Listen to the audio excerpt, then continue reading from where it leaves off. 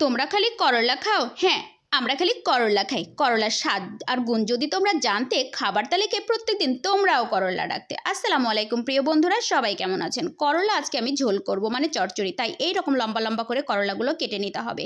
করলা চচ্চড়ি করার জন্য অবশ্যই সুন্দর সবুজ করলা নির্বাচন করতে হবে আর মাখামাখি করে রান্না করতে হবে। তাই আমি এখানে কাঁচামরিচ, পেঁয়াজ কুচি, রসুন কুচি, একটু আলু কুচি নিয়েছি। এইবার কাঁচামরিচগুলোকে খুব সুন্দর করে লবণ দিয়ে ভেঙে নিতে হবে। তারপরে এই তো পেঁয়াজের সাথে মাখামাখি করে নিব। কি সুন্দর ঘ্রাণ বের হয়েছে। বাচ্চারা খাবে না মানে? বাচ্চার বাপ খাবে, বাচ্চার দাদা খাবে, বাচ্চার দাদি খাবে, 14 গোষ্ঠী খাবে। রান্না যদি মজা হয় এবার খাবে না। আর এর সাথে যদি থাকে একটু চিংড়ি মাছ দিয়ে দিবে, কিংবা ছোট মাছ দিয়েও করা যাবে। আমার ঘরে চিংড়ি মাছ নাই তাই আমি দিচ্ছি না, থাকলে অবশ্য দিতাম। তারপরে অবশ্যই কিন্তু এটা সযত্নে সুন্দর করে হাতের তালু দিয়ে আরাম করে মাখতে হবে।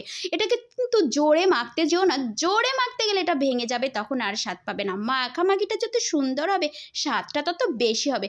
বাচ্চারা তো খাবেই, তোমার বাচ্চারাও খাবে। ঠিক এইভাবে রান্না করে দিও। আমার বাচ্চারা কিন্তু করলার ভর্তা খায়, করলার ভাজি খায়, করলার ঝোল খায়। এই তো যাই হোক, মাখামাখি হয়ে গেছে।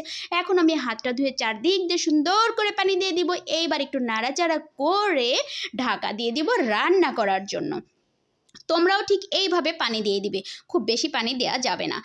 দিয়ে এটাকে আমি এখন হাই হিটে রান্না করব। করলার কিন্তু অনেক উপকার, সেটা তো জানোই। আমার বাচ্চাদেরকে খাওয়ার আমি অভ্যাস করিয়েছি, তাই ওরা করলা খেতে পছন্দ করে। তোমরাও বাচ্চাদেরকে খাওয়ার পছন্দ করতে পারো। আর করলা কিন্তু সবার জন্যই খুবই ভালো। এই তো আমার বলক উঠে গেছে, আর এটা কিন্তু অর্ধেকটা সিদ্ধ হয়ে গেছিলো মাখামাখিতেই। এখন আর কিছুক্ষণ এটা আমি ওপেন রান্না করব। আর ঢেকে দিব না, ঢেকে দিলে করলার কালারটা নষ্ট হয়ে যাবে। আজকে আমি করলা ভাজি করেছি, করলার ঝোল করেছি, আর আজকে আমি আলু ভাজিও করব।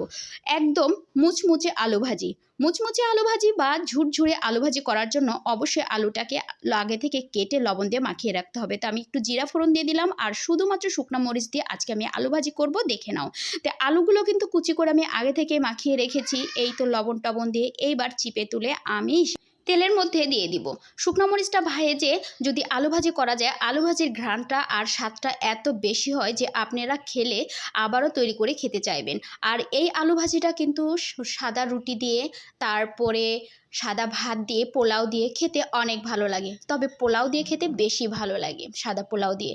আমি আমার ছেলে মেয়েকে একটু পোলাও করে দিলে আমি এই আলু ভাজিটা অবশ্যই করে দিই, আর ডিমটা করে দিই। কারণ বাচ্চারা আলু ভাজা আর ডিমটা বাচ্চারা খুবই পছন্দ করে। ঝরঝরে আলু ভাজা খেতে চাইলে কিন্তু অবশ্যই আলুটাকে আপনাদেরকে আগে থেকে মাখিয়ে রাখতে হবে। আর আলুটা হাই হিটে ভাজি করা যাবে না, মিডিয়াম থেকে লো হিটে একটু সময় নিয়ে ভাজি করতে হবে। এই তো আমার ভাজিটা হয়ে গেছে, আর কিছুক্ষণ করে নামিয়ে ফেলবো। এই আলু ভাজিটা কিন্তু খুব সুন্দর থাকে, খেতেও খুব ভালো লাগে। একদম দুমড়ে মুচড়ে চলে এসেছে ভাজিটা। তো যাই হোক প্রিয় বন্ধুরা, আমার ভিডিও এ পর্যন্তই ছিল। সকলে ভালো থাকবেন। আল্লাহ হাফেজ।